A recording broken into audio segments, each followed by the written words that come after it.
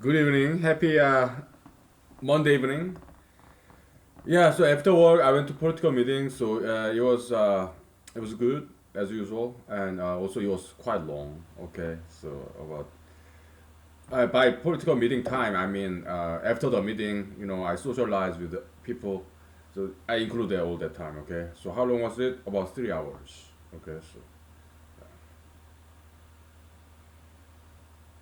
it was good. Yeah, met wonderful people and learn from their experiences. And give me 1 second. Oh.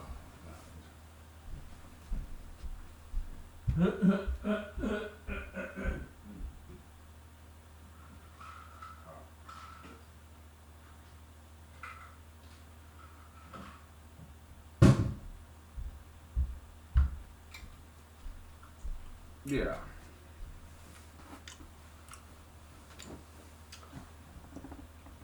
So I think I said something like I'm the best lawyer in the world. I don't think so. Yeah, I was kind of kidding, joking. When it comes to lawyering, I'm kind of brand new, so no, I'm not the best lawyer. No,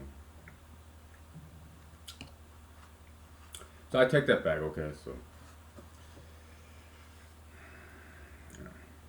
I'm not.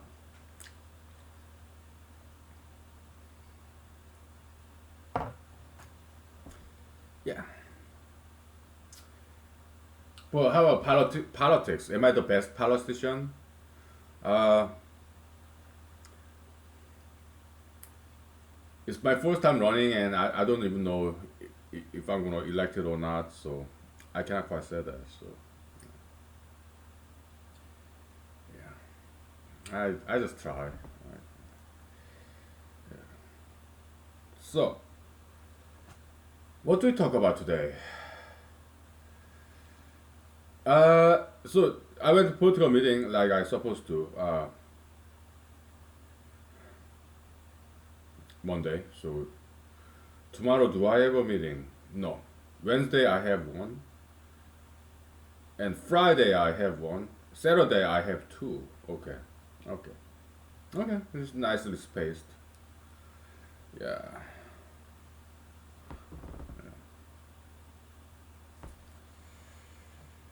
yeah. I come here to relax, to have drink with you. We don't have to talk about anything. Just relaxing. Yeah. That's why I'm coming here. Okay, I need some drinking body. Okay, and when I'm drinking, I wanna talk in front of this laptop camera. Yeah,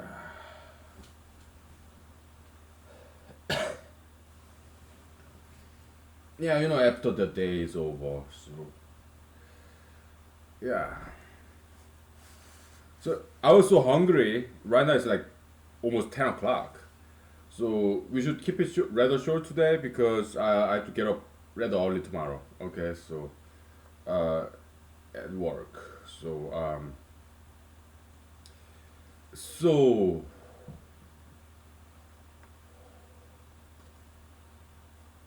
uh,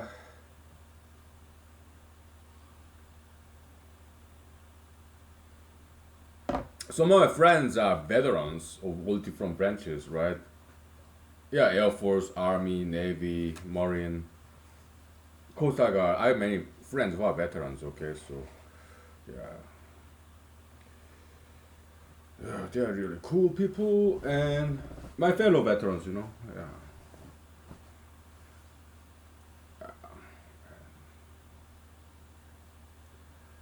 So yeah, I listen to their stories because I really love to because they have different military experience than I have.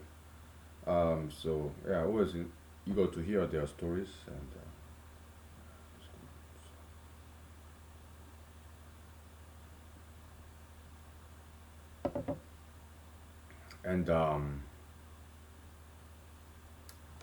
what else? So in humanology, there's this copium channel theory, right? It's about resistance. Okay, so when you do something, let's say you are a politician, okay, and you write a speech, and you give out that speech for the very first time, okay, and so there are a lot of resistance in the copium channel, copium action channel, okay, so it takes a lot of energy because for the very first time you are giving out this particular speech, but as you recycle this speech, same speech time and again, going to different meetings and give out the same speech, the resistance wears off. So it's not the same amount of energy that you are exerting giving out the speech. So even if audience is they are listening to that particular speech of yours for the very first time, they kind of tell, when you speak it, you're kind of low energy, right? Because you've been making the same speech again and again, right? So that's copium channel theory application, okay? So better way, coming up with brand new speech every once in a while, okay? So otherwise, people will feel you kind of being bored giving out the same speech, even if audience is very first time listening to your speech, okay? So they can kind of feel that, yeah, this guy is not quite excited about the speaker. They will sense your low energy when you give out this recycled speech, okay? So yeah. So I rewrite my speech every now and then.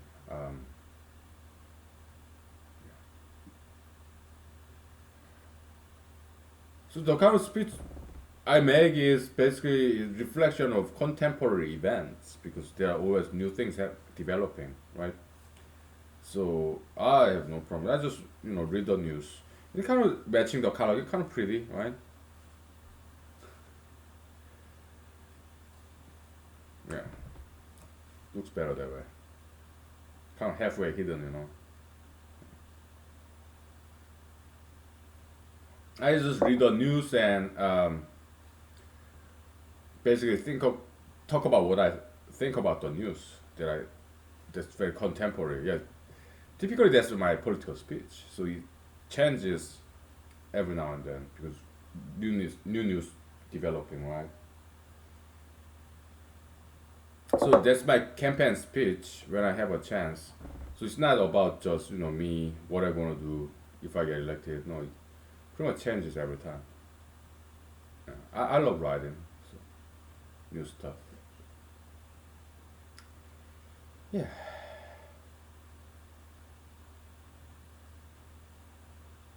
Okay, let's take 5 minutes and then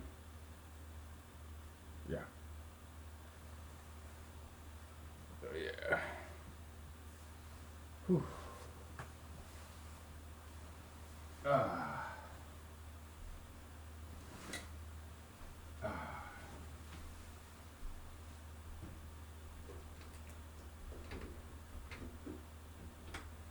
Ah.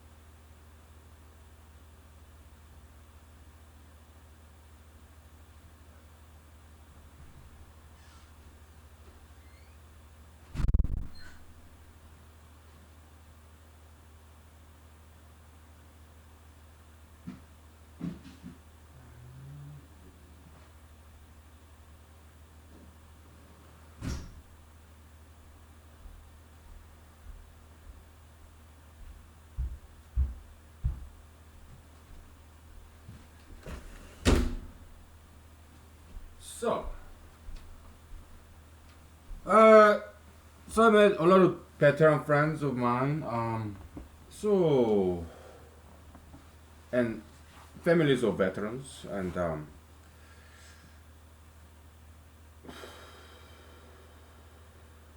so I did my 4 years active and then 4 years inactive. So it's all done. 8 years, it's all done. So I'm like truly civilian now. Okay, so um,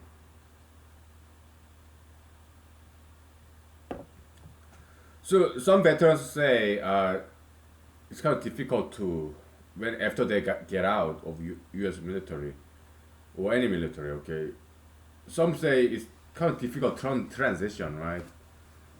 From military life to civilian life. Let's talk about that. Okay.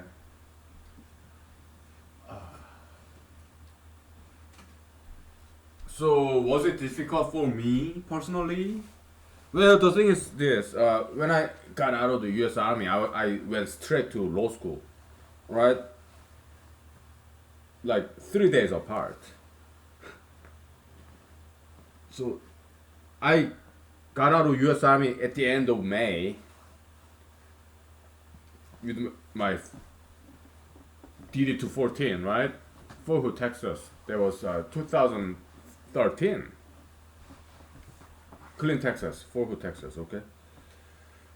So I got out and I got admission to law school when I still was in the army. Okay. So and then I was driving my car. Back in the days, it's like stick shift. Uh, 2013. It was a Subaru Outback, stick shift. Okay. Yeah, 4-wheel drive. So, uh, and so there was Clean, Texas. Okay, and then I, the day I got out of U.S. Army, I drove to Waco, Texas, and stayed in a motel. Next day, I took patent bar exam, and I passed it. Why? Because I've been studying that for a year on my own. Okay, so I became a patent agent, right? Yeah, on paper. Okay, I never once practiced it. Okay, so now I'm a patent attorney on paper. Again, never practiced it. Okay, so yeah, but it was good education, good license to have. Something to put in the resume and good learning experience. Okay. And then after I passed the patent bar exam, okay, I called my parents. Hey, I passed, and they congratulated me, and I started driving from Waco, Texas to Ann Arbor, Michigan, over about 2 to 3 days. Okay. So once I arrived, next day, there was the first day in law school where it's orientation. Next day, school started, summer class, summer semester. Okay.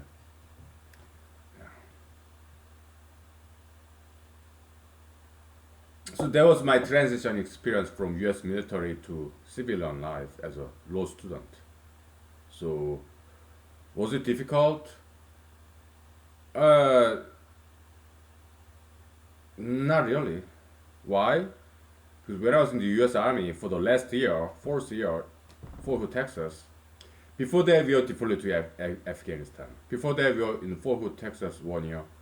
Before that, I was in Georgia, Fort Benning, Fort Gordon. Okay, so that's my 4 years. Okay, Georgia 1 year, Fort Hood, Texas, Afghanistan, back in Fort Hood, Texas, 4 years. Okay,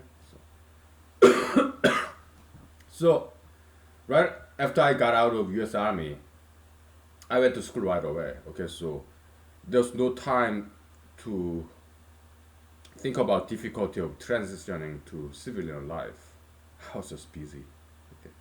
And in my fourth year in my U.S. Army, when we came back to Fort Hood, Texas after Afghanistan, I was doing my full-time job as a U.S. Army soldier, and at night, weekday night, I studied for patent bar exam.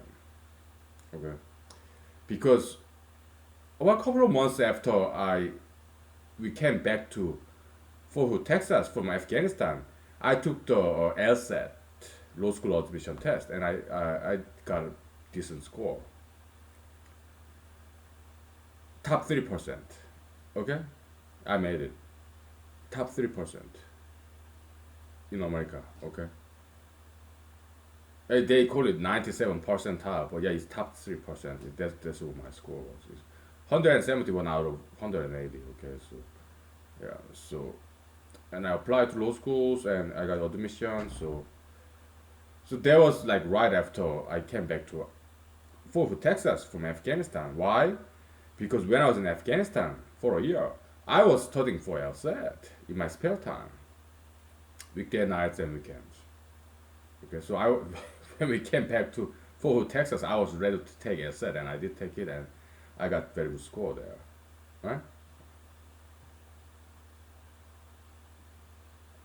So took the LSAT, applied and got admission and then okay. So that was right after I came back to Fort Hood, Texas from Afghanistan. Okay, so now what? I have 1 year left in the Fort Hood, Texas. So of course I have full time job as a U.S. Army soldier, but what do I do during the weekday nights and weekends? I started studying for patent bar exam. I studied for that for 1 year. Okay, so the day after I got out of U.S. Army after 1 year, yeah, I took the patent bar exam. I passed it. Okay, so after that, law school. Okay, so during the weekdays, full-time student as a law student, right? What do I do and during the weekday nights and weekends? I start going to bars and clubs. Okay, well, I went to dance clubs to learn dancing. When I'm home, watching YouTube videos, and I started learning dancing, solo dancing.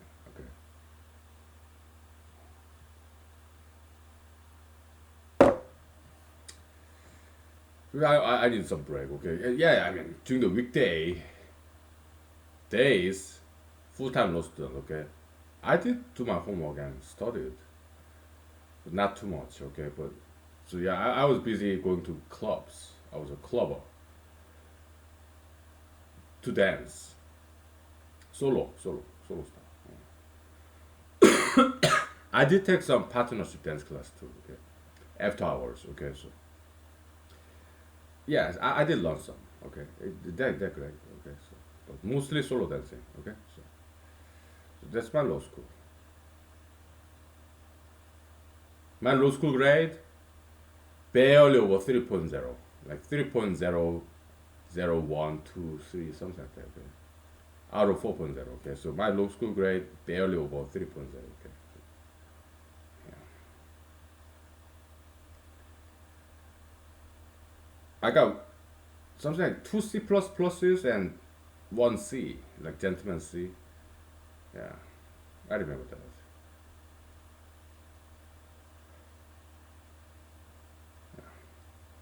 Because I didn't study too much. Okay, so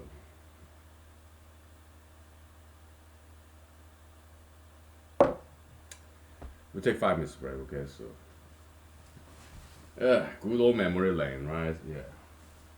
Yeah. All right.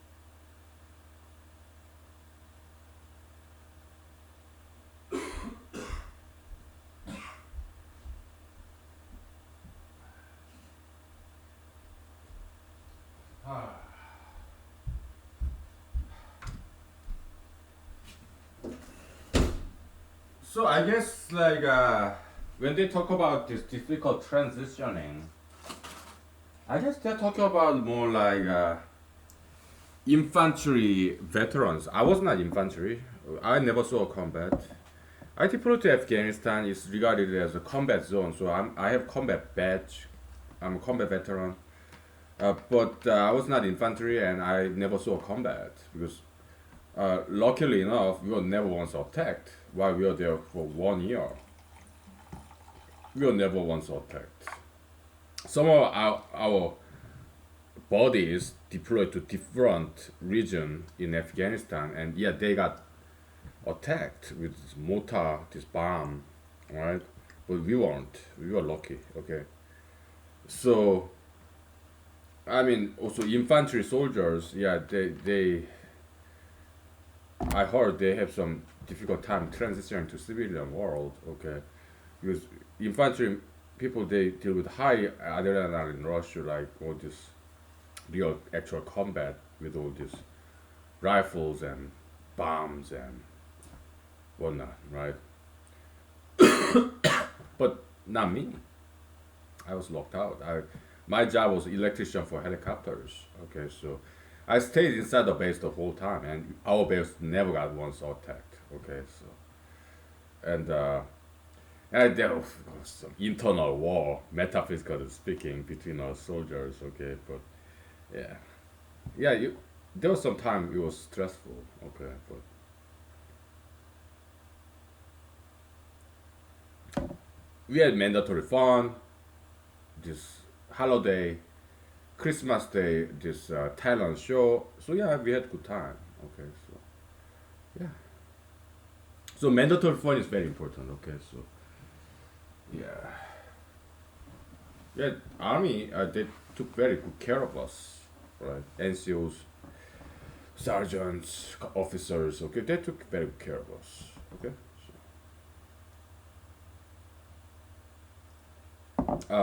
so one interesting episode that's worthwhile to mention here and now is that so the very first day in law school, right? The very first day in law school is orientation day. There was no class.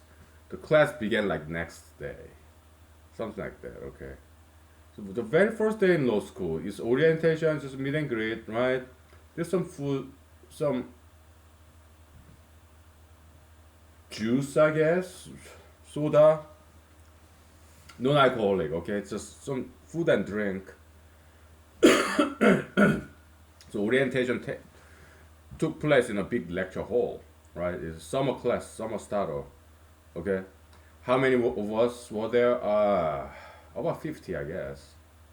50 of us, I think. Summer starters, okay. Full starter, they're a lot bigger. They're like a couple of hundreds, okay. But summer starter, it's mostly random, okay. Hey, you wanna start the summer class, summer semester, and some of us said yes. So we just jumped right in and started law school in the summer. Okay, they used to have the summer starter program. Okay, and later on I learned that I heard that they got rid of summer starter program. Too bad. We kind of felt special. Okay, so yeah, we were very close to each other. There's traditionally Michigan Law School summer starter. Yeah, they're very close to each other. It was smaller class, about 50 of us as opposed to like 300. Okay, full starter. Right? Yeah, we know all each other's name and everything. So the very first day, orientation day. Okay, so I was the oldest in class. It was year 2013, so I was like 35. Okay, I was the oldest in these 50 students. Okay, yeah, and so I entered this lecture hall, and my colleagues were already there. It was the very first time we saw each other, everybody. Okay, so okay, so there's food, drink, and there's some spilled drink on the floor. So I grabbed some napkin on the table and start wiping it off. And my colleagues who's observing this act performance, they kind of giggled, okay, and I looked at them and, oh, I'm not in the army anymore, huh? Oh, yes, army habit. I didn't say that, but that's what I thought to myself. Oh, okay, army habit. We clean, clean, clean, okay. Oh, yeah, oh, okay, I'm not in the army anymore, huh? Okay. But yeah, just something spilled, yeah, so I grabbed napkin and cleaned the floor with a napkin, okay, and put in the trash can, and then I sat down, okay. Yeah, that was interesting. Yeah, I remember that. That's like 5 years ago, not too long ago, right? Yeah, not too long ago. No, no, no, 7 years ago.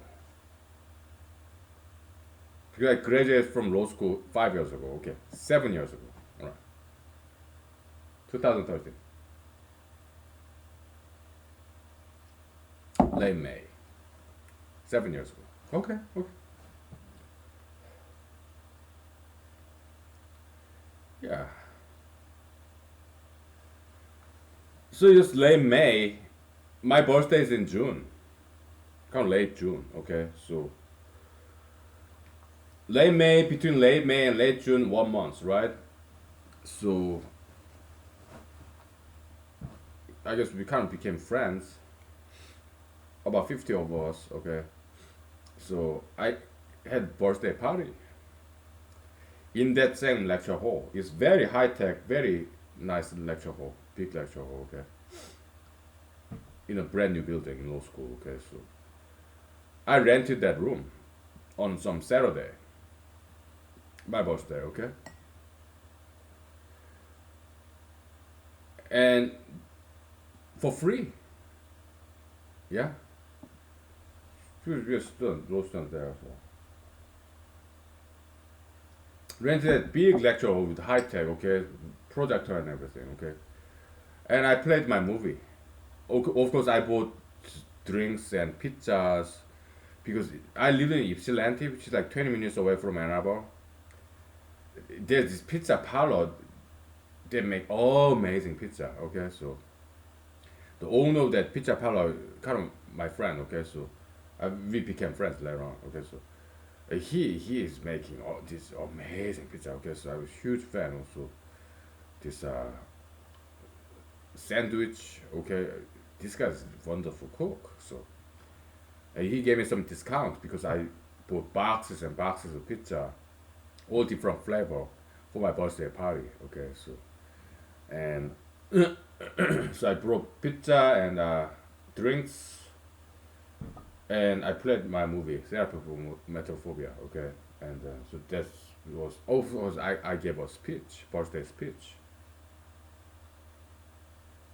What did I say? I'm basically I said, "Oh, I'm so glad to be born into this world because wonderful people like you."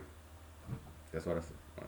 They liked it, and we watched my movie, big lecture, big screen, projector. Okay, and we ate pizza, drank soda pops, and there was some pizza left over.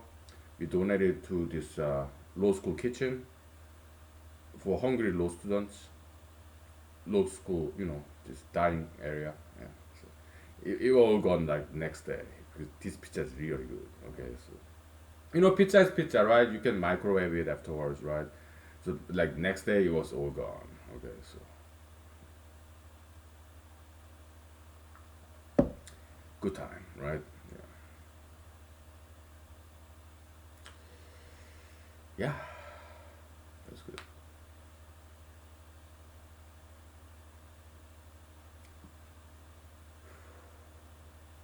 I made many friends there. So some of them I still keep in touch with.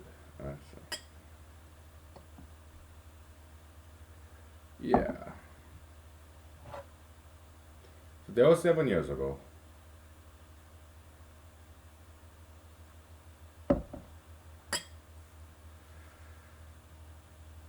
Now let's fast forward. All right. So how did I get into politics? That was 2 years ago, not too long ago. Okay. We'll take 5 minutes break and I'll tell you how exactly I got involved with politics. I tell you after 5 minutes. Okay. 2 years ago. Yeah. Yeah. It's kind of interesting story. So that's what I was right to mention. Okay.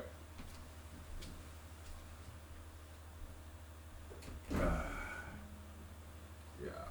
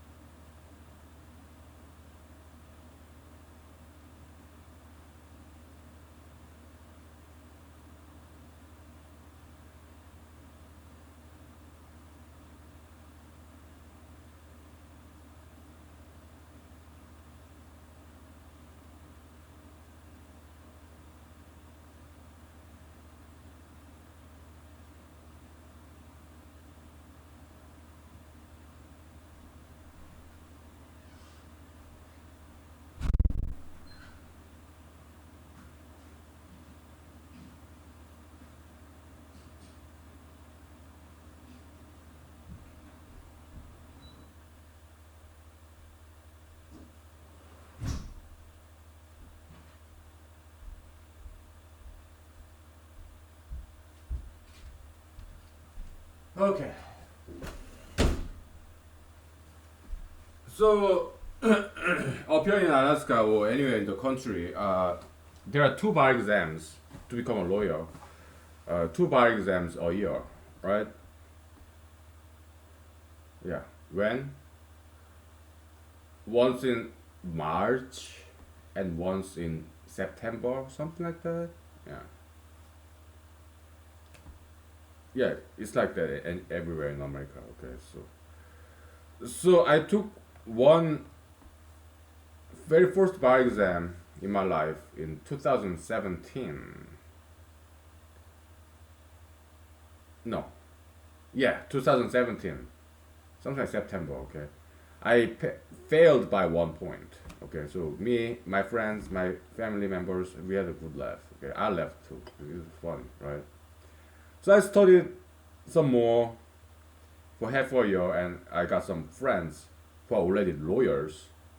Okay, and I passed with comfortable margin in March of 2018. That's like 2 years ago.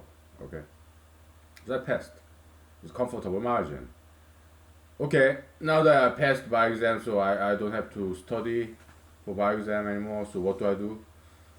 I was just watching, reading news, national news in Google News. Okay, one day in my cell phone, Google News, this town's name popped up. This town in Alaska. I'm not gonna tell you what town this is. Okay. Okay. In national news, really? What's this about? This town? So I was reading it. They banned plastic bags. They illegalized plastic bags. I was like, what? I love plastic bags. Why?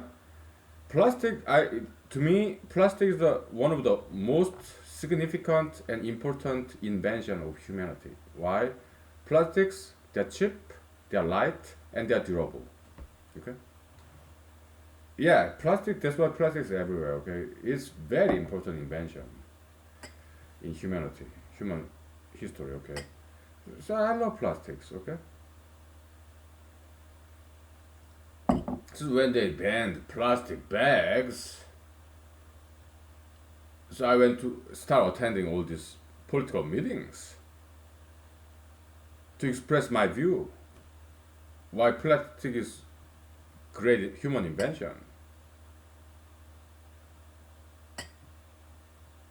But by then it's too late. They already passed the city ordinance laws. Okay, so by then it was too late. But now that I passed the bar exam, I was still computer programmer back then. Okay, yeah, in Alaska. Yeah, I love computer programming. Okay, I enjoy the job. Okay, so during the weekdays, right? So I have weekday nights and weekends. I got nothing else going on. Why? Because I already passed the bar exam. Okay, so I don't have to study law anymore. So I started attending all these political meetings, and that's how it started 2 years ago. Hmm? Yeah, it started with plastic bag ban. Okay, so they made a national news. That's how I got involved in politics. I started going to all these political meetings and these local politicians, activists. They're very nice. They're very nice to me. Mostly they're Republicans. Okay, I have some Democrat friends too. They're cool too as well. Okay, so Republicans, they're not as close-minded as people may think. Okay, they are very open-minded people too. Okay, so I kind of knew in politics, right? But they would invite me to all these different meetings, more meetings. So yeah, I made friends, got invited to other meetings, and then if they give us like 3 minutes to speak about anything, yeah, I would use my 3 minutes, and then I made more friends, and I gradually became well known in these local political circles. I met some local politicians who are elected governmental officials, right? Yeah. So I started to get some notice in local political circles.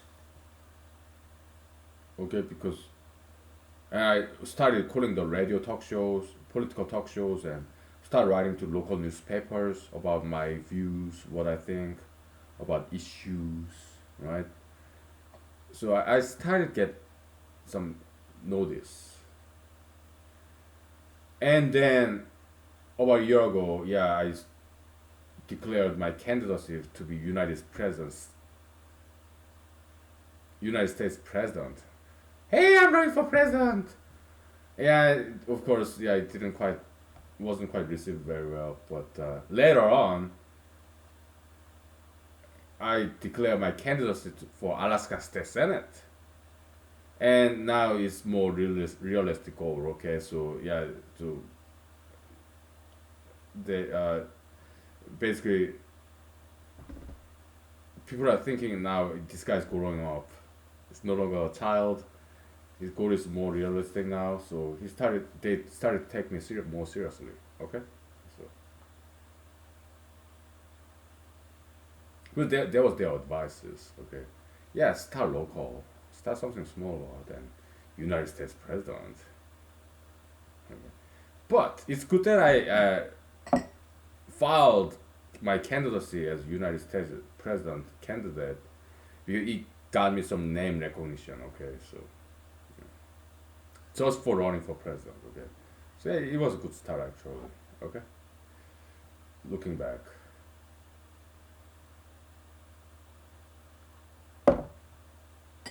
And yes, I'm still running for States president. Okay, on paper. All right. So, yeah. So, so that's like 2 years ago, 1 year ago. Okay, so past 2 years, politics. Yeah, it's been a journey. So election, Alaska State Senate primary election is 2 weeks from now. Okay, so we'll see what happens. But I've done everything I could, really. All right. Yeah. Yeah. We'll see what happens.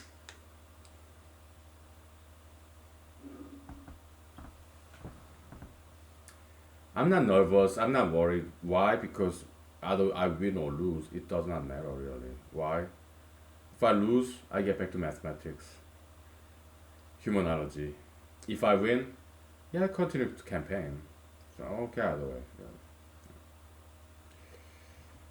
I'm okay either way. If I lose, it will make my life a lot simpler. Okay. Yeah. Yeah. If I win, I think it'll be interesting too. I've never won any political election. No. I mean, when I was in Seoul, South Korea, when I was high school, I was 11th grade. I got elected as a vice president of the class.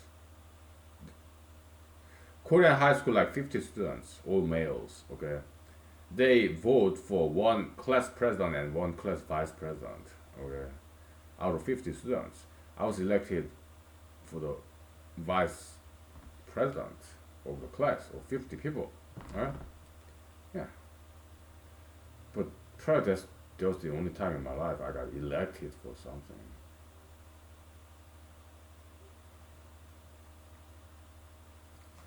Have I had some appointed leadership? Yes. When I was in the U.S. Army, I was in the AIT, Fort Gordon, Georgia.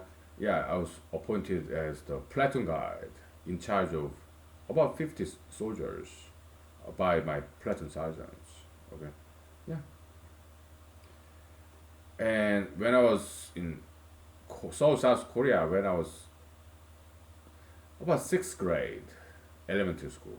Yeah, I used to go to churches, and actually I was voted, okay, into this Sunday school Sunday school class president. How many students? About 10 of them. Yeah, I was actually elected, okay, in Sunday school to be Sunday school president of 10 students in Sunday school. When I was like 12 years old, 11 years old, okay, okay. So that was the first one, okay, okay. Yeah, I got some history of being elected, yeah. Hmm. Yeah.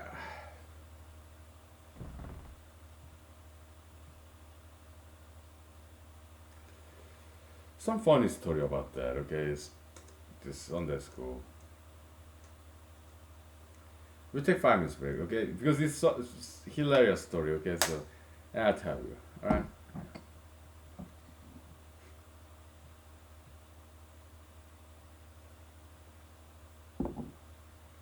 I'll tell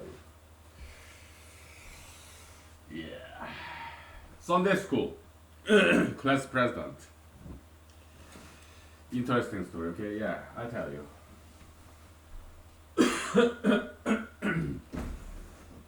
Yeah.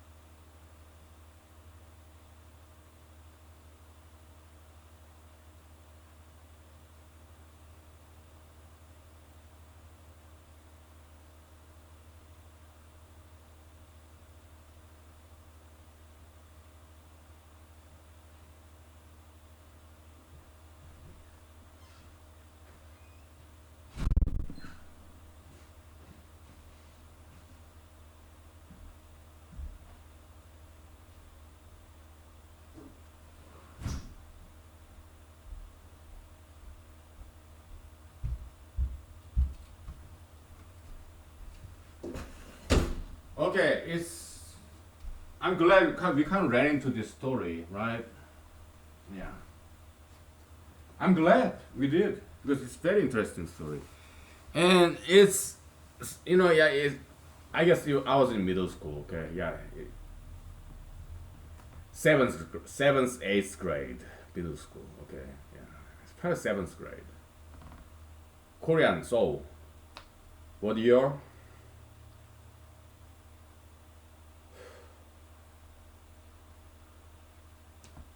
1991, something like that, okay, 1991, something like that, all right. So back in Seoul, South Korea.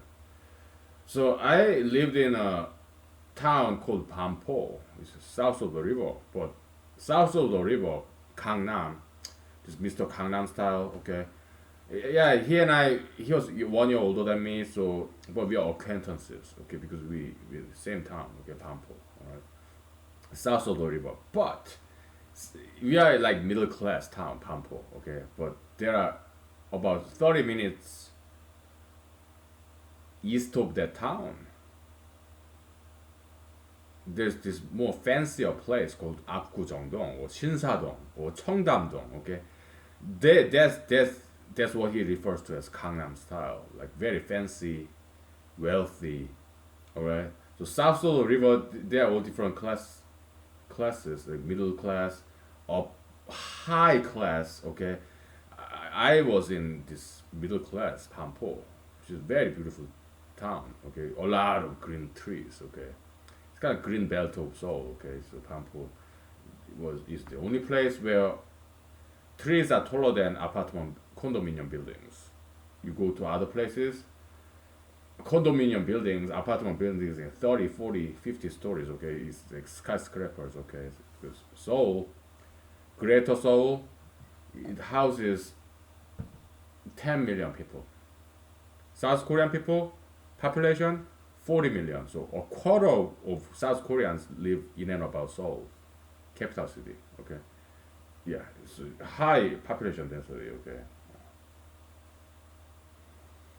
it's kind of like Manhattan, right? So Pampo is like the central park of Seoul. Okay, where there are a lot of greeneries, trees.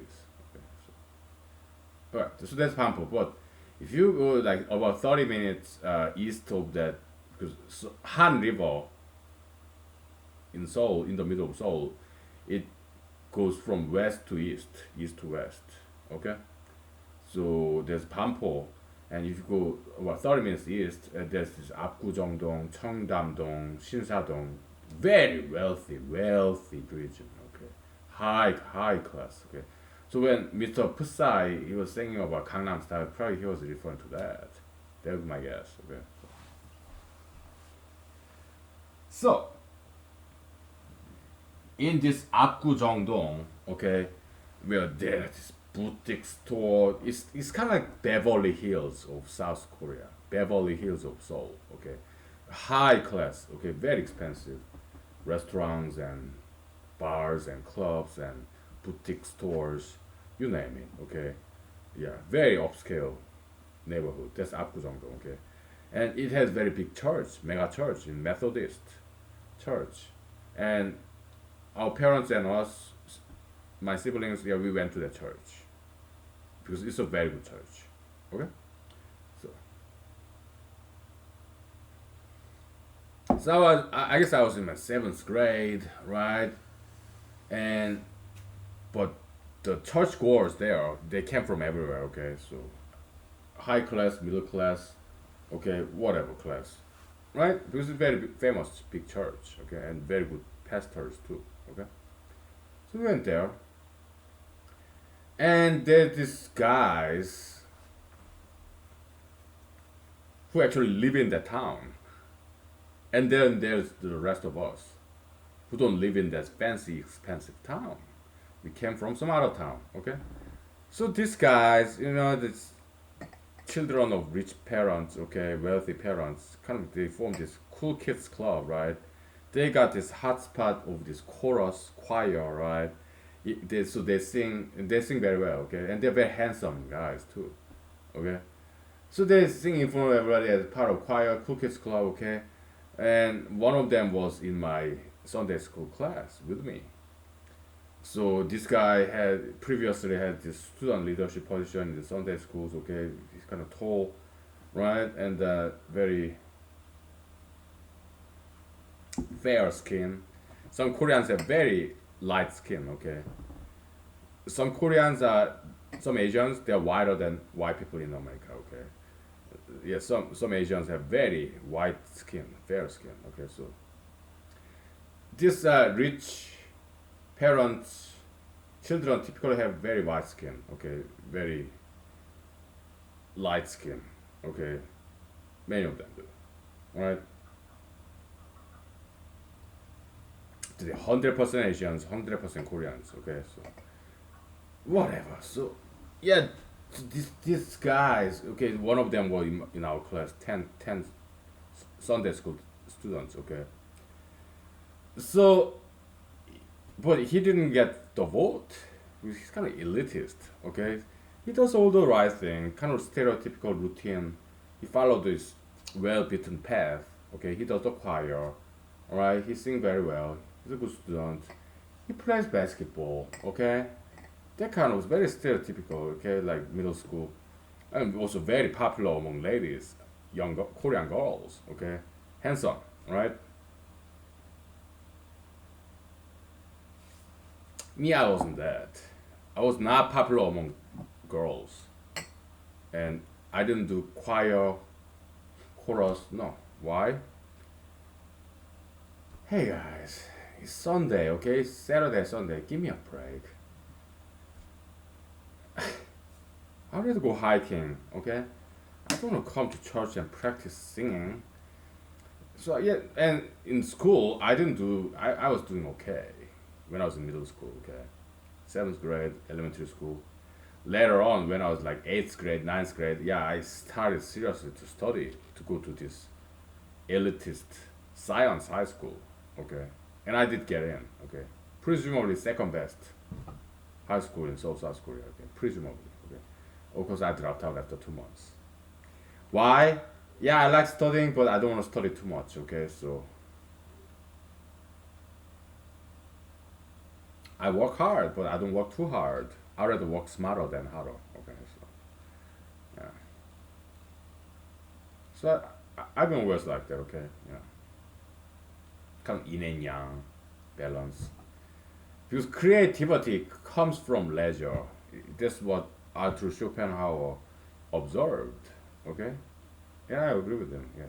Creativity, you need to have a lot of free time. Yeah, free thinker, independent thinker, okay? So I was always that kind of guy, so I don't want to work too hard, study too hard. No, no. Basketball, well, I was never good at it. Alright. Soccer, I was never good at it. Ping pong, table tennis, I was decent at it, but I was never very good at it, okay? So, taekwondo, again, I was never very good at it. I was decent at it. Alright? Yeah. Baseball, I can hardly play hard baseball, okay? But all these Korean elitists back in 1980s, 90s, they do all that stuff. They do play basketball, baseball, soccer, taekwondo, and also Korean calligraphy, right? They will do all that stuff. And back in the days, they also used this abacus, this calculation old school device. Yeah, but me, yeah, I tried to learn those things, but I was never good at it, okay? Because I don't try that hard, okay? When I was young, I'd rather play with Lego, okay? When these cool kids club guys, they would just go out there and practice taekwondo, calligraphy, or baseball, basketball, as youngsters. I'd rather play with Lego, okay? I'd rather play with insects like praying mantis, grasshoppers, beetles, and I'd rather play with ants, all these insects, okay? Another thing I did when I was a child, I'm talking about like 10 years old, 9 years old, 8 years old, okay, 7 years old. My parents bought for us, me and my siblings, okay, this encyclopedia, paper bound, like 30, 50 volumes, like this thick each, okay, encyclopedia, okay. I took on a project. I want to turn every single page in this old encyclopedia, and I did. I think I was like third grade, fourth grade, okay, like 10-year-old, 9-year-old. I just split the pages, okay, and if there's some nice picture, I read that article and then go on, go on. And I did finish it in a couple of months, I guess. Not reading every single word of that, but just flipping pages, and I did.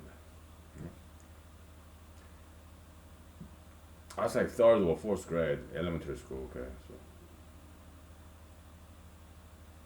But I did run though, and I ran very well.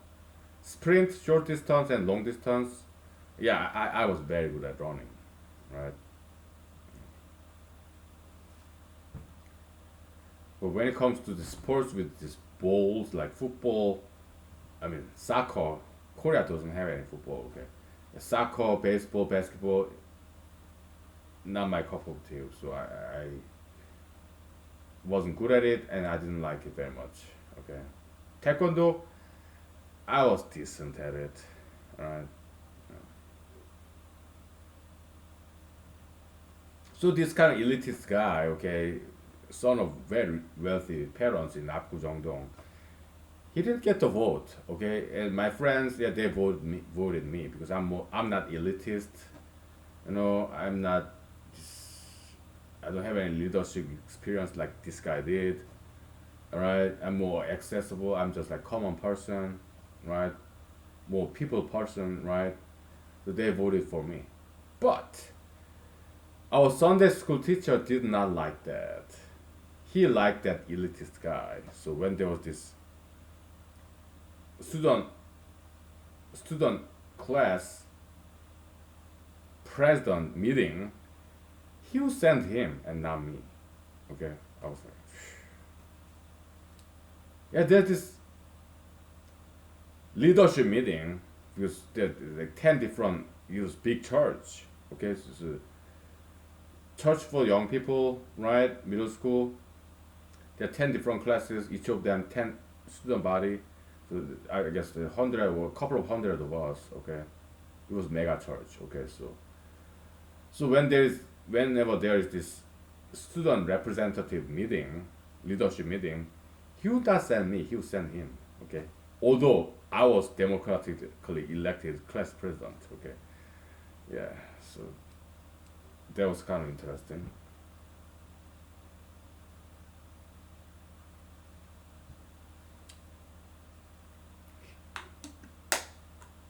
Yeah.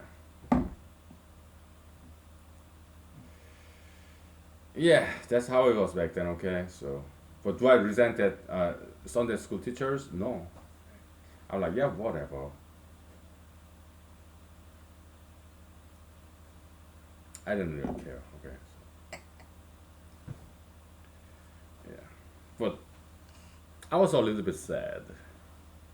So my Sunday school teachers, they sent this guy because he's elitist, because he looked better than I do, and he's more handsome than I do, and more handsome than I was, and he's more popular than I am. So they sent him to this class, student class leadership meeting, and not me, when I was democratically elected class president. So I was a little bit sad. But I was like 10-year old, 11-year old, okay? I was so, what, 12-year old, 13 years old, okay? I was just too busy playing, okay? So, with my bodies. Yeah, so I didn't really care much about it at all, okay? No. Because, whatever, right? Yeah, I was too busy with playing around, okay? So, it didn't bother me too much at all, okay? So, yeah. We'll take 5 minutes break, okay? Yeah. Whatever, right? Yeah, no big deal.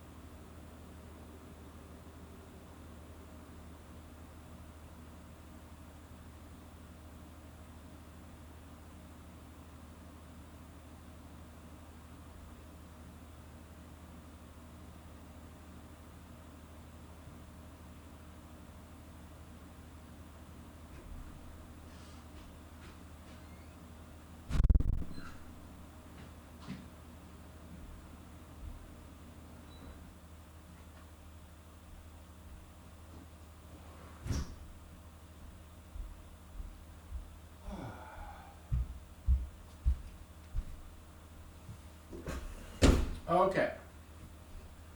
Well, story time, I guess. Korean story time. Child, kind of early teenagehood. I was in middle school. Yeah, now I recall. Yeah, I was like seventh grade, eighth grade. It's about that time, around that time. Okay. Now I remember. Yeah, middle school. So, Korean elementary school, one through sixth grade, is co-ed, half boys, half girls. No uniform, no code about hairdo. No, but Korean middle school, like seventh, eighth, ninth grade, and Korean high school, 10th, 11th, 12th grade, yeah, it started to change. Okay, they want, they wanted us to study seriously. Okay, so middle school, seventh, eighth, ninth grade. Okay, gender separation. All girls, all boys. Okay, but we did not have any uniform and we did not have any short haircut. No, but that changed again when we went to high school in South Korea or anywhere in South Korea. Okay, 10th, 11th, and 12th grade, we have to shave our head, short hair, like military style, and we have to wear this uniform, school uniform. Okay, that's Korean high school. All guys.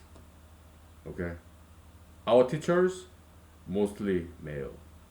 Okay, maybe one or two females teachers, but mostly male. Okay, very Spartan militaristic kind of high school. That's how it was back then in 1990s in South Korea. I cannot speak for any other parts of Korea, South Korea, but I'm pretty sure it's pretty much the same way. Yeah. Because I was in Seoul whole time, well, mostly. Okay. So, when I was in middle school in South Korea, seventh, eighth, ninth grade, 3 years. Okay, gender separation, right? So seventh, eighth, ninth grade, we are like 12, 13, 14, something like that, right? So in school, it's just all guys, right? So where do we meet girls? Church, right? Yeah. Sunday schools, there's still half girls, half boys, okay? So yeah. And there's this one particular Korean girl. Of course, she's from different towns. She go to all girls school, I guess. I don't know, but she's like model type. She's like slender. She's tall. She's fashionable. Wonderful hairstyle, and she's 100% Korean Asian. Okay, but some Korean girls they can be extremely beautiful. Okay, some Asian girls you have no idea, unless you actually have been to Asia. Okay. Yeah, you see all these K-pop stars, whatever, right? But yeah, they look great. K-pop female singers, they look great, okay? But uh, if you actually go to visit Asia, there are some seriously beautiful Asian girls in Asia, right?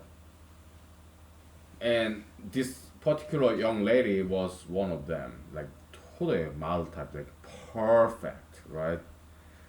She's fantastic hairstyle, everything was perfect, okay?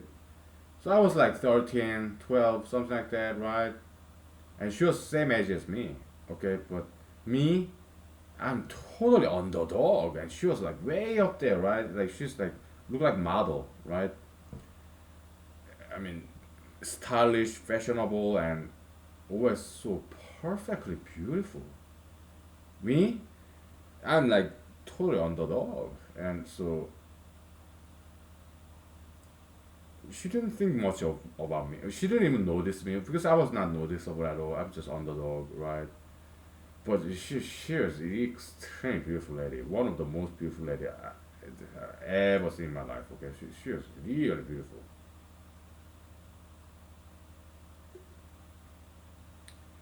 And she was in the same this Sunday school class. She was one of 10 Sunday school.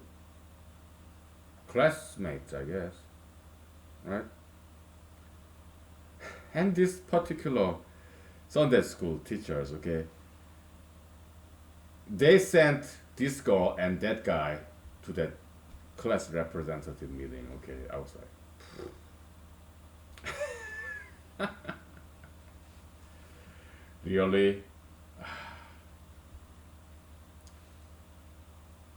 I don't think she was elected ever. Okay, I think I was the only one actually who got elected because it's just hey, Sunday school of 10 students, Sunday school class of 10 students.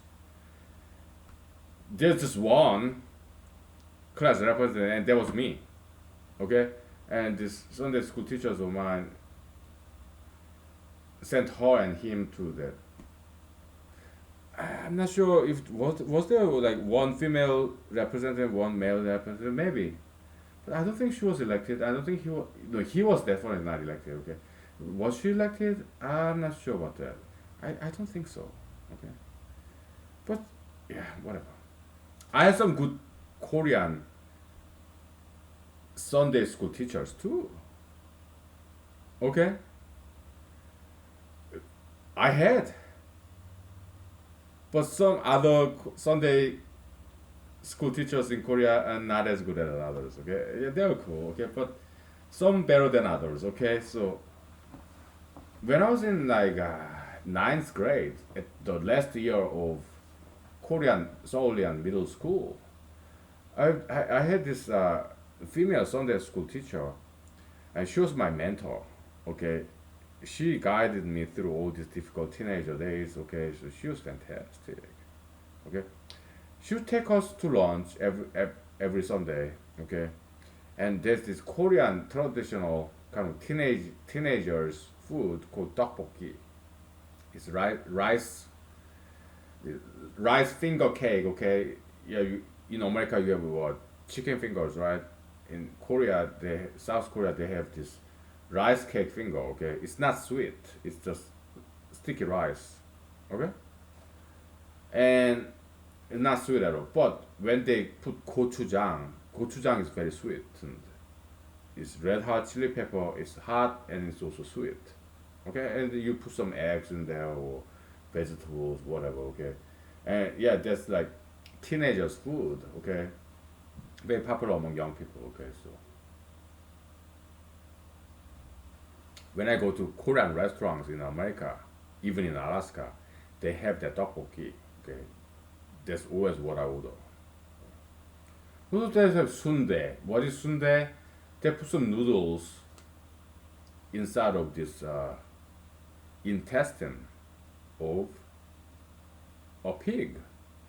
That's sundae. Also, young people's food. Okay, yeah. Oh, it's fantastic.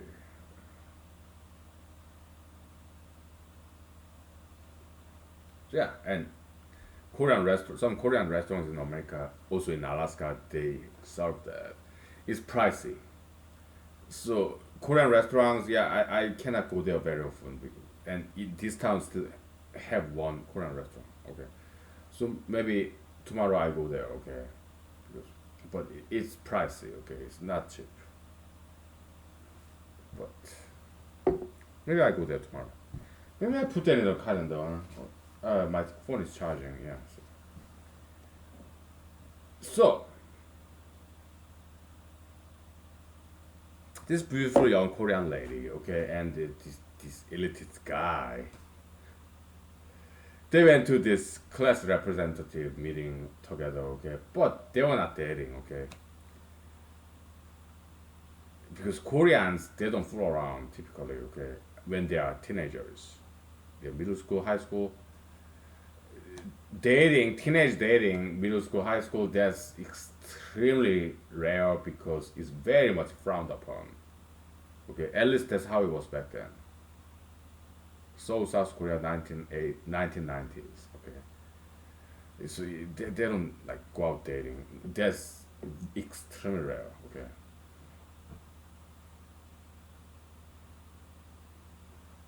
but so I lived in Pampo, right? I got some of my Pampo neighbors. towners, same age, right? Like back then we were like seventh grade, eighth grade, right? There are some of us who went to that church in rich, wealthy 합구정동, okay? And this lady, young lady, we're all same age, like 14 years old, right? I had crush on her, but she had crush on one of my friends. Not exactly my close friends. No, we just same, we just came from same town, Pampo. Okay, yeah, it's more like acquaintances. Okay, but we just take the same bus to go to the church because we are in Pampo. She's not in Pampo. Okay, I know that because Pampo. Yeah, we know everybody. Okay, everybody knows everybody. Okay, but she's not from Pampo. She's not from Apgujeongdong. She's from somewhere else. Okay. So yeah, me and same towners in Pampo, we go to Apgujeongdong, this big church, mega church. Okay, we just take the same bus. We know each other. We went to same Pampo school, right? We are same age. Yeah, we know each other, but we kind of acquaintances, not exactly close friends. But she was having crush on one of my acquaintances in Pampo. Okay, so but this guy didn't think much of her. Okay, just like she didn't think much of me. I was having crush on her, and she's having crush on him. And he and I, we are not exactly friends. We are acquaintances. Okay, but this guy that she was having crush on, he's very handsome and very stylish, fashionable, but he was not quite mainstream like this fake class representative that some of my Sunday school teacher sent to the this leadership meeting instead of me. Okay, that guy and this beautiful lady, no, there's nothing going on there. Okay, so she was having crush on this my not my homeboy, but my towner acquaintance. Okay, but this guy that she was having crush on, he's not kind of mainstream elitist kind of that guy over there. Okay, 압구정동 guy. No, he was not that. He was Pampo guy. He's not mainstream. He's not that elitist. No, he's kind of outsider like me. Not outcast, not outlaw, but not mainstream, not elitist. But he's doing his own thing. I was doing my own thing. But the difference between he and me, he's very fashionable, very stylish, very nice hairstyle. Me, I'm just whatever. Not very stylish, not very fashionable, and also not very clean, not very tidy looking. But this guy was very fashionable, stylish, and nice hairstyle, right? She liked him a lot. Me, I liked her a lot, but she didn't think much of me, and he did not think much of her. Okay, so that's what happened. What happened? Nothing. Just teenage crush. Age of innocence. Okay, so yeah, that was that. Okay, so alright, yeah, nothing happened. Okay, just teenage crush. That's why. Because mostly we were busy studying. Our hands were not idle, so there's no devil's playground. 1990 Seoul, South Korea. Okay, we are busy studying. There's no devil's playground. But we are still young teenagers, 14, 13, okay? We have feelings. We have feelings. But no party, what? Nothing bad. No action, okay? We have feelings, but we are too busy studying, so there's no devil's playground, okay? No crime, no pregnancy, teenage pregnancy, no abortion, no nothing. Okay, because we are so busy studying, right? So nothing bad happened. It's just feelings. Okay.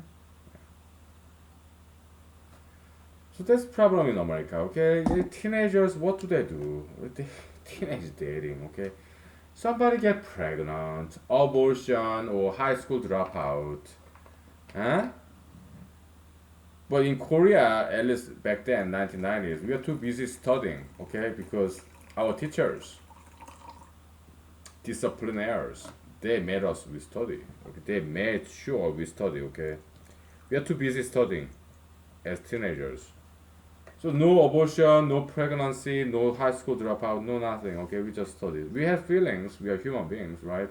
Young teenagers, but we are so preoccupied with studying. We have feelings, but nothing happened.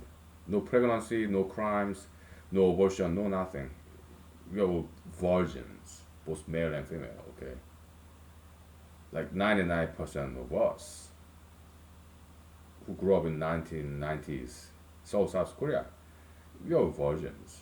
We are so busy studying, learning mathematics, English, history, Korean history, Asian history, world history, literature, foreign languages, French, German, you name it, okay? Spanish, Italian. But when I was in high school, okay, just one foreign language other than English. Mine was French, okay? Some other people, German maybe, okay? But we just English mandatory, but one other foreign language. Mine was French. Okay, so we studied a lot: physics, mathematics, biology, geology, and chemistry. Back then, every single subject was mandatory. There's no choice. I just happened to be in this high school where the second foreign language is French. Some other high school, their second foreign language is Spanish. We don't get to pick and choose second foreign language. No, we are assigned. Very Spartan, okay? Yeah. We take 5 more minutes break and then I'll tell you something more about this very Spartan uh, South Korean education system. You may be surprised. Why? I talked about this to some of my American friends. They were very surprised. Give me 5 minutes, I'll tell you, okay? Spartan Korea, South Korean education system. We talk about it, okay? So I'll tell you. Give me 5 minutes. Very Spartan, okay? Strict. Yeah, give me 5 minutes.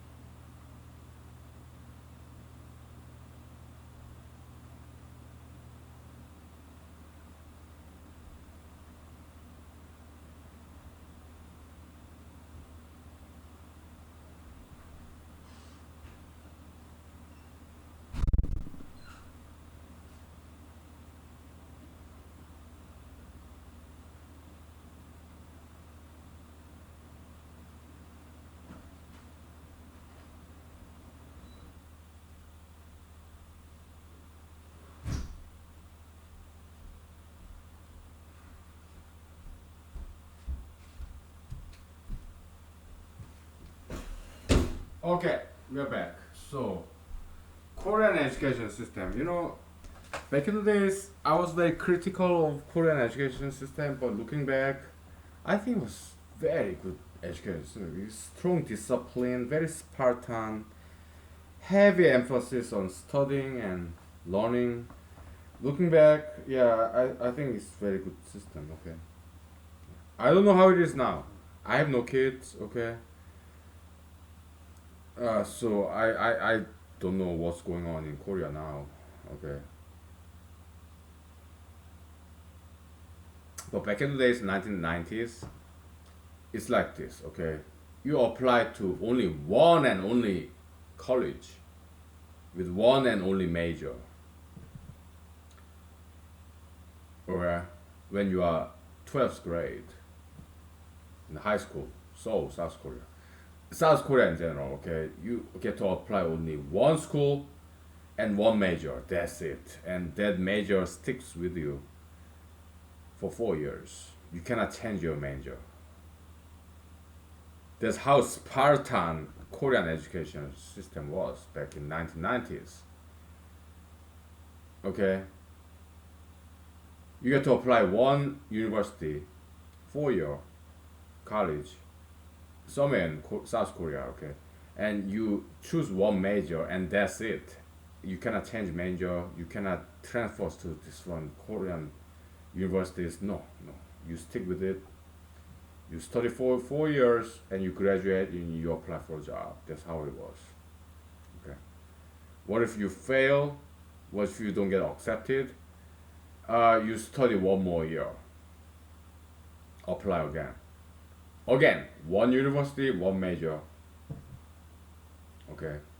Some ABC university in physics. It's either you pass or fail. For that school, that major. If you fail, you have to study one more year and take the exam again, entrance exam, right? Yeah, you can apply to different school, different major, but it has to one school, one major, okay? And you cannot change that. If you want to change your major or your school, you have to take one more year and wait for next cycle. University entrance exam. You have to take it again, study again, take it again. Okay.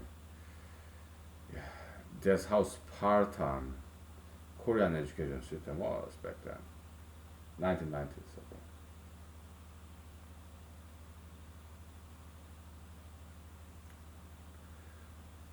So everything was done in undergrad level. Okay, law school, medical school, or business school. Okay. In America, it's done in graduate level. In America, yeah, you can apply multiple schools. You can change your major when you are in school. Okay, but that was not how it was done in South Korea, South Korea in general, back in 1990s.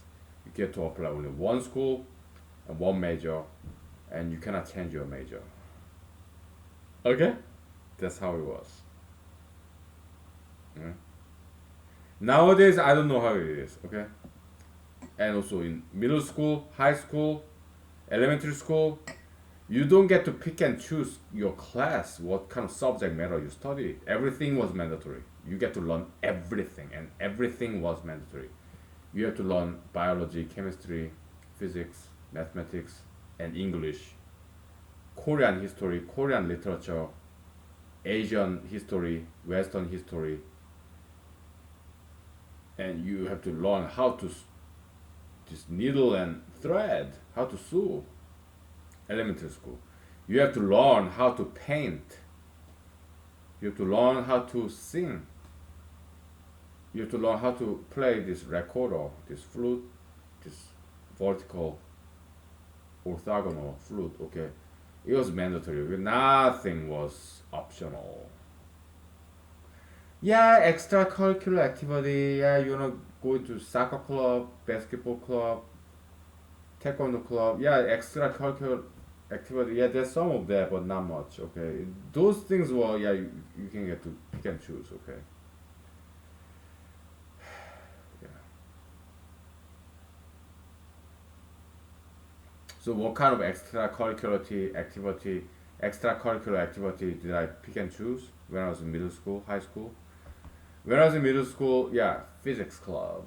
Okay, that's the extracurricular activity I picked and chose. Physics club. When I was in high school, I picked English conversation club. Right.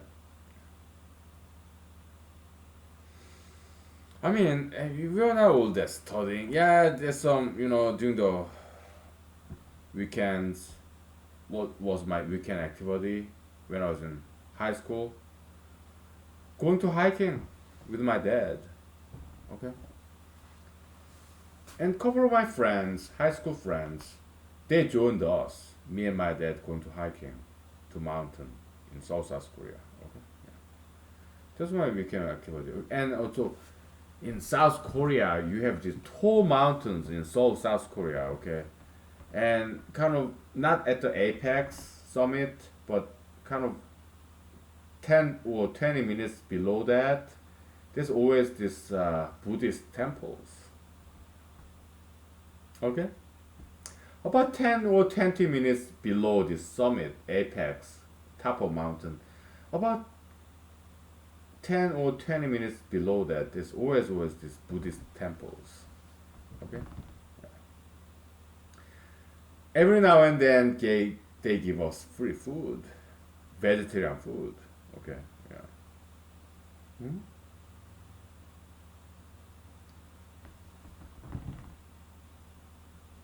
They didn't ask us any questions.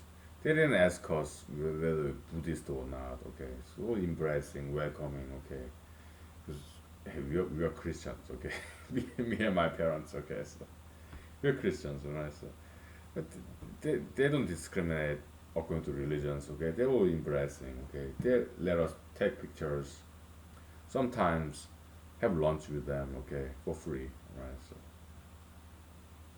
good people.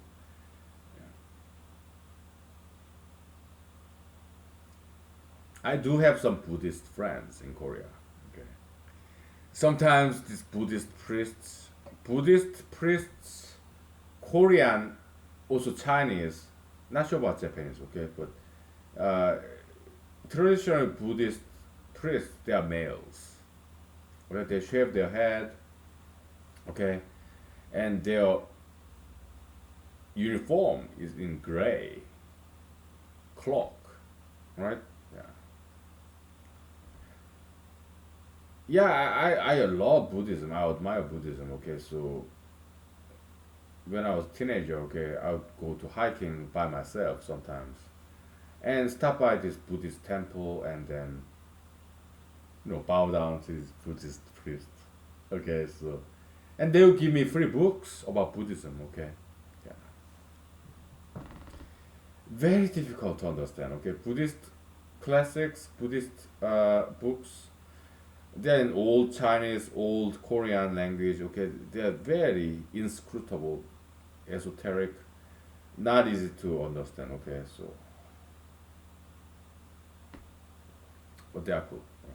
They are vegetarians. Okay, so they believe in reincarnation. Okay, human being, you can reborn after you die as a cow, as an insect. All right, so that's one of the reasons why Buddhists are strictly vegetarians. Okay. Because there's this cow, it could have been human being before in previous life. Okay, reincarnation concept. Okay, so kind of interesting philosophy, right? In humanology, we have our own interpretation of that. Okay, so as you live your life, you go through different stages. Maybe once upon a time you used to be social butterfly, right? But nowadays you work and work like a cow or ox, right? Maybe tomorrow, next year, 10 years later, you become more like a lion, tiger, ruler, politician, whatever. Okay? Yeah, just like Simon Garfunkel sang, yeah, in the zoo. Zoo animals. It's like mirror reflection of human world. Homo sapiens in humanology, we are mirror reflection of the universe. Okay? Humanology is not just about human. Okay? In humanology, it's about universe. Okay? Because we Homo sapiens is mirror reflection of the macrocosmos. Human being, microcosmos, mirror reflection. Just like this Eastern concept or Western concept, Hebraism, yeah, Bible, yeah, God created us, human being, after His own image. God, universe. Human being, yeah, Homo sapiens. And God created human being as His mirror image, after His own image, right? So, macrocosmos, God, universe, Homo sapiens, microcosmos, right? There's some Eastern-Western connection there, right? Okay, I think we are about ready to wrap it up. Okay, I gotta wake up quite early tomorrow morning. Okay, my lawyer job. Sometimes it happens. Okay, we have to wake up early sometimes.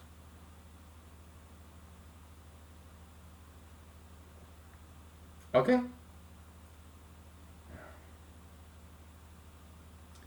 it's just Monday. Okay, so I love this cottonwood catkin vodka. It tastes like chocolate or caramel, right?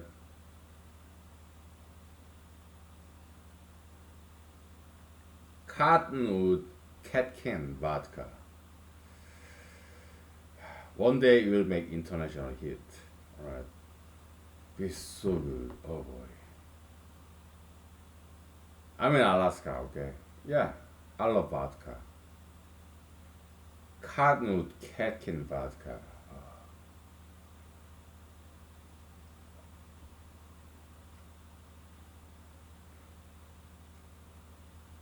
Love it. Oh, so good.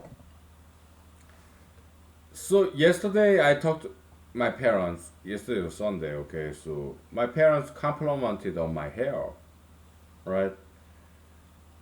They love short hair, okay? I love long hair, but just to obey my parents, yeah, I go to barber shop and also barber shop barbers. They are my friends too. Okay, so yeah, about twice a year, yeah, I visit my barber shops and have my hair cut just to obey my parents. They love my short hair. Okay,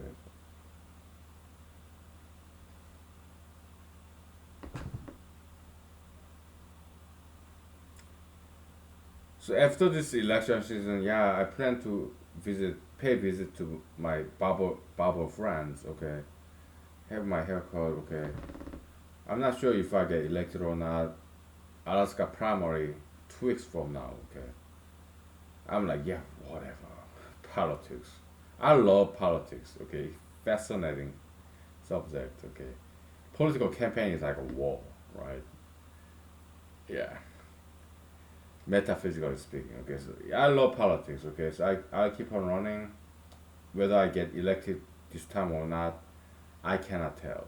But my friends tell me, yeah, keep on running, and I say, oh, of course, I love politics. I keep on running.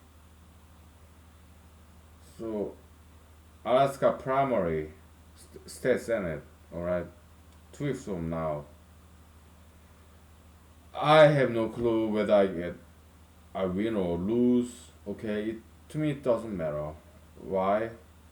I love running and I keep on running. Okay, so,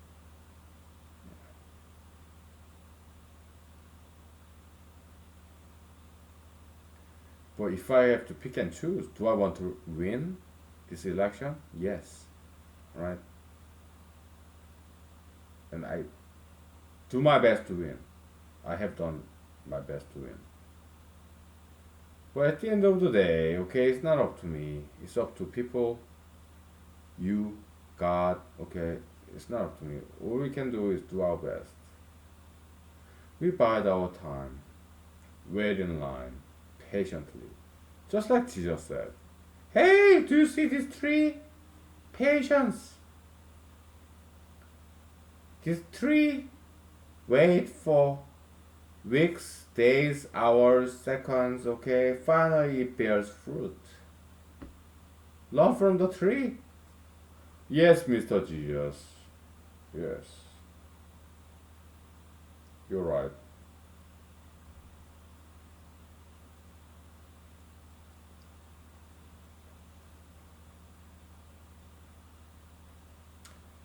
We wait 2 weeks.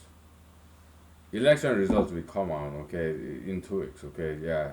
Alaska State Senate primary 2 weeks from now, okay? August 2020. I have no clue, okay, whether I'm gonna win or not. Okay, I just don't know. I don't have crystal ball. We don't have local election poll, right? Yeah.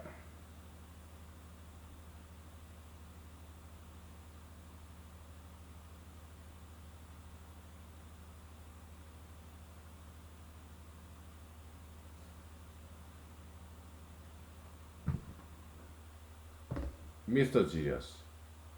Mr. God! Can I take a guess? Oh yeah, go ahead. Are you gonna lose or win? 50-50. Yes or no? What's your guess? Take your best educated guess. Okay. That's a tough question. Hey man, yes or no? 50-50. It's not multiple choice. It's yes or no. It's binary choice. Binary.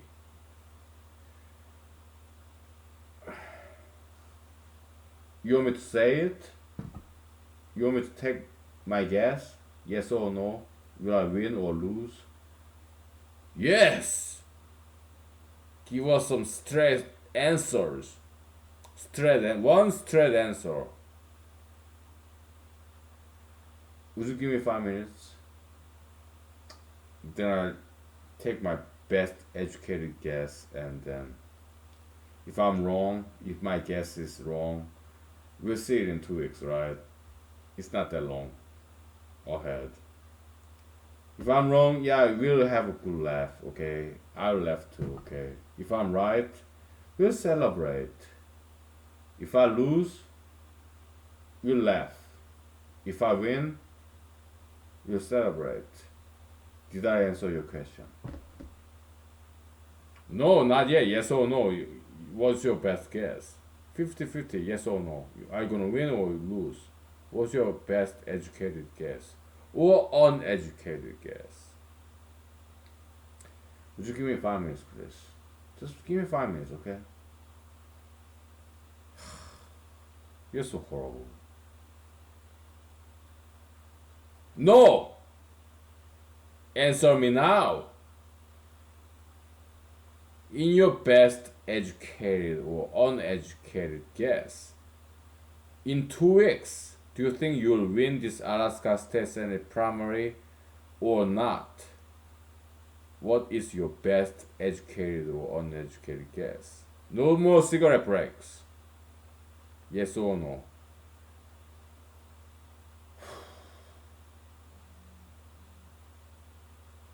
No more cigarette break. Answer me now. Here and now. Okay, God. Mr. Jesus. Mr. Buddha. Mr. Muhammad Allah. Mr. Confucius. I answer you. So in 2 weeks, okay, Alaska State Senate primary in the Republican Party. That's 6 of us, okay? One incumbent and 5 of us. Alright? 6 of us are Republican primary. Alaska State Senate. Do I think I will win or lose?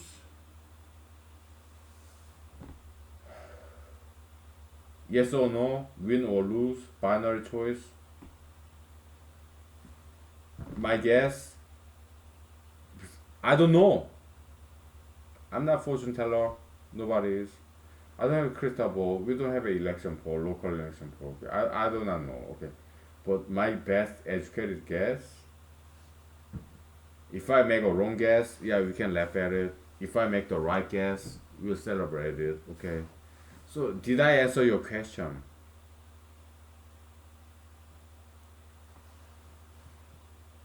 I mean, I hope and pray that I win, but if I win, we'll celebrate my guess. If I lose, we'll have a laugh. So I already gave it away, okay? Yeah, my guess is yes. Yeah, I think I'm gonna win. Okay? So because I said if I win, yeah, we'll celebrate my guess. So that means my guess is yes. I'm gonna win. So we'll celebrate this correct guess. If my guess was wrong, if I lose against my guess, we have a good laugh at it. Okay? I think I'm gonna win. That will be my guess. I could be wrong. If I'm wrong in this guess, we'll take a good laugh talk. I'm okay with that. Why? I'm a class clown. My job is to entertain people. So when people laugh at me, my mistakes, my wrong guess, that to me it means I did my job because I'm entertaining people as a class clown, comedian, right? I made people laugh. I did my job. I'm happy, satisfied. But if my guess was right, we'll celebrate. So yeah, my guess, I'm gonna win this election in 2 weeks. We have 2 weeks left. I'll do my best to win. Okay, that's what I can say. I'm an optimist. Right? That's all I have to say. Okay, thank you. Good night. Bye.